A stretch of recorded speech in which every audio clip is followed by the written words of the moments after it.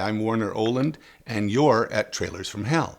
Now we're going to look at the Jeremy Thomas production, completely independently financed. 1987 brought us Bernardo Bertolucci's The Last Emperor, which is the story of Puyi, the last emperor of China, and based on Puyi's autobiography. This was the first Western film, actually Italian, but the first Western film to be made in mainland China. And they opened the city, literally, the Forbidden City. It's an amazing movie. I have decided that you will be the new lord of 10,000 years. You will be the son of heaven. That's the Dowager Empress of China, who is about to tell the 3-year-old Puyi, you will be the emperor. The last emperor, it turns out. That's John Lone, who plays him as a grown-up.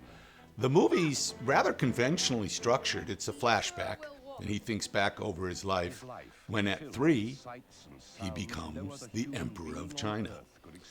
He goes through some tumultuous times. This picture is spectacular. Production design by Fernando Scarfiati included rebuilding a great deal of the Forbidden City, which they now show tourists as the real thing instead of Italian set designers. I do not want to escape anymore. I want to rule. Most of the imperial robes were destroyed in the Cultural Revolution.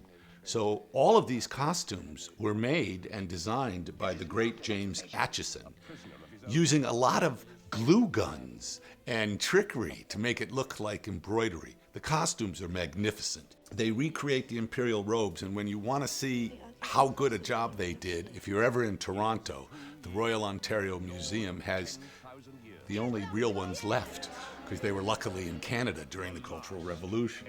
This movie is epic in scope because it goes through the revolution.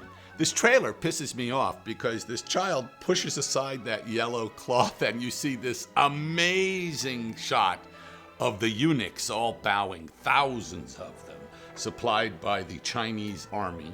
There were over 19,000 extras in this film.